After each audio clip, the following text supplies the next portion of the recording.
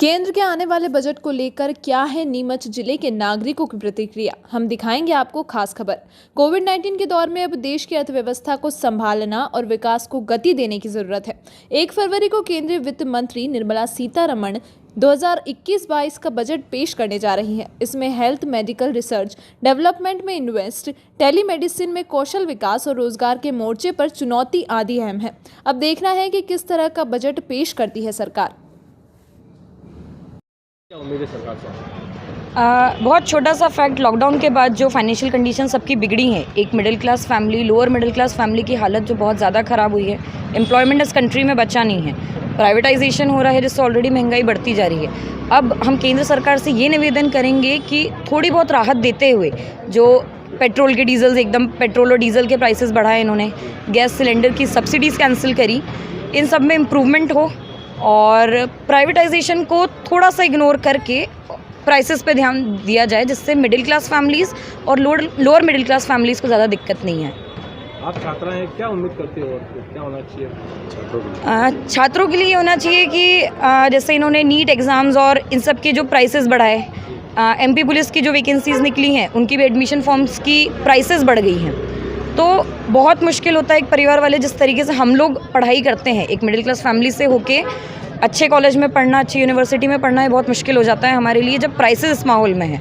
Market में सब कुछ महंगा तो है ही है, उसके साथ जो फैसिलिटीज़ मिल रही हैं वो भी बंद होती जा रही हैं। तो नए बजट के लिए हम बजट जो मिनिस्टर हैं उनसे ये एक्सपेक्टेशंस रखेंगे कि थोड़ा बहुत सब कुछ देखते हुए उसको बैलेंस करके कम से कम प्राइसेस में अवेल किया जाए। क्या लगता है आपको, ये रियायत मिल पाएगी? उम्मीद तो यही है हमें सरकार से, बाकी सरकार जाने। क्या उम्मीद है सरकार से आपको? मैं सरकार से उम्मीद करती हूँ कि सरकार सारी स्थितियों को समझे और बजट में सुधार करे। इससे मध्यम वर्गीय परिवार जो है वो ही ज़्यादा इफ़ेक्ट हो रहे हैं, क्योंकि जो एकदम लो स्तरीय परिवार है उनको सरकार सहायता करती है। हाई स्तरीय जो है एकदम फर्स्ट क्लास स्थिति में जो है वे खुद का कर सकते हैं, लेकिन इसका सबसे ज़्यादा इफ़ेक्ट जो है वो मध्यम वर्गीय परिवार पे पड़ता है। जी, किस तरह का बजट में रियायत चाहते हैं? हम चाहते हैं कि थोड़ा सा मतलब जैसे गैस की टंकियों में आप सब्सिडी करिए, आज उसके भी रेट सबसे ज़्यादा है, उसको आप थोड़ा कम करिए। साथ ही जैसे दूसरी चीज़ें भी बहुत महंगी हो चुकी है, सारी चीज़ों में सरकार ने सिर्फ पैसा बढ़ाया है, कहीं कमी नहीं की है। पेट्रोल ले लीजिए आप, और अदरवाइज़ ये तेल वगैरह है, ये सारी चीज़ों में सरकार ने बढ़ोतरी की है, कमी तो कहीं की नहीं है। और सारी दुनिया में अभी कोरोना महामारी फैली हुई है, उसको देखते हुए सरकार को थोड़ा सा इस पर नियंत्रण करना चाहिए कि सभी परिवार जो है, सभी वर्ग के परिवार है, इस चीज़ का लाभ ले सके। ठीक है, क्या नाम है? क्या है? अन्नपूर्णा शर्मा। क्या उम्मीद है सरकार से आपको? देखिए, बजट में सबसे बड़ी जो समस्या आ रही है वो पेट्रोलियम पदार्थ की आ रही है। इसमें एलपीजी सिलेंडर का भी समस्या आ रही है, वो बहुत बढ़ोतरी हो गई है। सब्सिडी जनता को कम मिल रही है, सब्सिडी में भी बढ़ोतरी करना चाहिए। और पेट्रोल और डीजल के ऊपर जिस तरीके से गवर्नमेंट ऑफ इंडिया और स्टेट गवर्नमेंट ने जो टैक्स लगा रखा है वो टैक्स कम करना चाहिए। वो टैक्स कम करेंगे तो निश्चित रूप से जनता को राहत मिलेगी और जितना भी ट्रांसपोर्टेशन है और जितना भी परिवहन का काम है वो सस्ता होगा, और सस्ता होने से पूरे देश की जनता को सस्ता माल उपलब्ध होगा, जिससे राहत महसूस करेगी जनता। और सबसे बड़ी समस्या आज की तारीख में यही है कि डीजल पेट्रोल के भाव के ऊपर जो टैक्स है उस कर को कम किया जाए। वो कर का अगर कम होगा तो सारी चीज़ों पर अपने आप रेट कम हो जाएगा, क्योंकि उसी से सब प्रभावित हो रहे हैं। और क्या उम्मीद करते हैं आपको आने वाले बजट में? इसके अतिरिक्त हम चाहते हैं कि जिस तरीके से व्यापार व्यवसाय लोगों के अभी पीट चुके हैं, कोरोना के समस्याओं के कारण नौकरियों से भी लोग बाग घर बैठे हैं, उन सब लोगों की समस्याओं का समाधान सरकार कोई रास्ता निकाले और कोई हर ज़िले में अच्छा कल कारखाना खोले, जिससे जो है रोज़गार उपलब्ध हो सके। और हमारे यहाँ की जो एक समस्या है सीसीआई की, वो सीमेंट कॉरपोरेशन ऑफ इंडिया जो है, जिसको अभी बीच में ऐसी अफवाहें चल रही थी कि उसको बेचने की योजना चल रही है सरकार की, उस सरकार से हम उम्मीद करते हैं कि उस सीमेंट फैक्ट्री ऑफ इंडिया को बेचे नहीं और उसी को शासन अपने स्तर पर चालू करे, तो निश्चित रूप से यहाँ पर ही हमारे ज़िले में काफ़ी हज़ारों की संख्या में रोज़गार उपलब्ध हो जाएंगे और लोगों का पलायन बचेगा। इस पलायन को बचाने के लिए सरकार को इस तरह से कदम हर ज़िले में उठाना चाहिए, तो निश्चित रूप से इस सरकार की वाहवाही होगी और जनता को भी अच्छा लगेगा। क्या नाम है आपका? सामंत सिंह चौहान।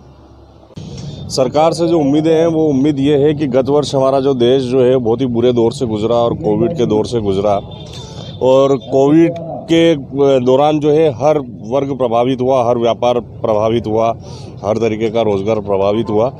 तो इस साल का बजट जो है बहुत महत्वपूर्ण है और सरकार को जो सबसे ज़्यादा प्रावधान अपने वित्तीय बजट में करना चाहिए वो रोजगार को लेके करना चाहिए, और वो हर क्षेत्र में करना चाहिए, न सिर्फ नौकरियों को लेके। व्यापार में भी कुछ ऐसी सुविधाएं सरकार को देना चाहिए जिससे कि व्यापारियों का मुनाफा बढ़े, व्यापार बढ़े। सरकारी नौकरियों का भी निश्चित रूप से कोई न कोई प्रावधान रखना चाहिए। जीएसटी का जो स्लैब है जिससे व्यापारी वर्ग परेशान है उसमें भी कुछ उनको रियायत देके और राहत व्यापारियों को प्रदान करना चाहिए। और चूँकि हमारा देश जो है कृषि प्रधान देश है और अभी पूरा देश जो है किसानों की समस्याओं से जूझ रहा है, पूरे देश के किसान जो है अपने हक की लड़ाई लड़ रहे हैं, तो ऐसे में सरकार को निश्चित रूप से किसानों को जो है एक ऐसा किसानों के लिए पैकेज लाया जाए जिससे कि किसान वर्ग राहत महसूस करे। और ये पूरा देश जो है इस बजट की तरफ देख रहा है, क्योंकि ये बजट जो आने वाला बजट है ये देश को नई दिशा और दशा प्रदान करेगा। तो ऐसी स्थिति में मुझे लगता है कि कोई बहुत अच्छा बजट जो है सरकार को पेश करना चाहिए। देखो, आने वाले बजट को लेकर इस वर्ष युवाओं को बहुत ज़्यादा उम्मीद है। कारण ये रहा है कि पिछले एक वर्ष में उद्योग धंधे बिल्कुल बंद थे, एजुकेशन सेंटर्स पे भी काफ़ी प्रभावित रहा है, बंद रहे हैं। तो इस बार बजट में सबसे बड़ी सरकार को इस बार ध्यान देना चाहिए कि रोजगार को लेकर कोई अच्छी योजना लाई जाए और लघु और मध्यम छोटे छोटे रोजगार स्थापित किए जाएं और युवाओं को ज़्यादा से ज़्यादा रोजगार की तरफ प्रोत्साहन मिले, ऐसी योजनाएं लाना चाहिए। दूसरी, वहीं शिक्षा को लेकर भी जो नीतियां बन रही है उसमें विशेष रूप से ध्यान देना चाहिए कि कई बार देखने में आ रहा है यूनिवर्सिटियों को कोरोना काल के दौरान कई लोगों की परीक्षाओं से वंचित रह गए, कई सेंटर्स ऐसे रहे जहां पर समय पर उनके सेमेस्टर पूरे नहीं हो रहे हैं। उस पर भी विशेष ध्यान देना चाहिए कि वो रेगुलर वापस नियमित रूप से चालू हो सके। इन दो मुख्य बातों पर ध्यान देना चाहिए और आज का युवा यही दो बातें मुख्य रूप से उम्मीद कर रहा है। और बजट में क्या रियायत चाहिए युवाओं को? बजट में युवाओं को रियायत यही चाहिए कि जो भी वो रोजगार स्थापित करे।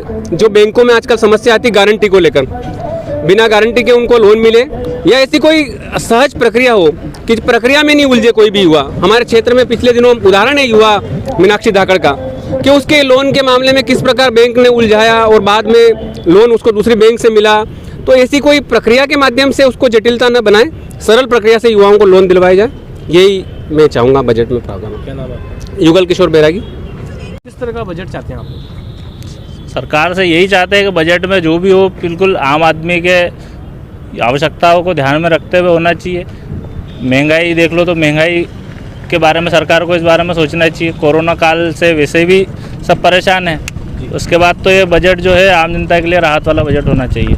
ये राहत चाहते हैं आप? किस चीज़ राहत ये चाहते हैं कि राहत आपके पेट्रोल की कीमतें, सबसे बड़ी तो पेट्रोल की कीमतें डेली भाव बढ़ रहे हैं पेट्रोल की कीमतों के, पेट्रोल की कीमतें कम होनी चाहिए। जो आवश्यकता की दैनिक ज़रूरतों की चीज़ें हैं उनका रेट कम होना चाहिए या फिक्स डिसाइड हो जाए कि इससे ज़्यादा नहीं बढ़ेगी। कुछ ऐसा का ज़रूरतें कुल मिला के आम आदमी की जो दैनिक ज़रूरतों की चीज़ें हैं उस पर सरकार को ध्यान देना चाहिए और उनकी रेट कम होनी चाहिए। युवा क्या अपेक्षा कर रहा है सरकार से बजट में? युवाओं के लिए तो यही होना चाहिए। युवाओं के युवा वर्ग जो है सबसे पहले नौकरी नहीं मिल पा रही उसको। सरकारी विभागों में जो इतने पद खाली पड़े हैं सरकार को उनकी भर्ती निकाल के युवाओं को मौका देना चाहिए।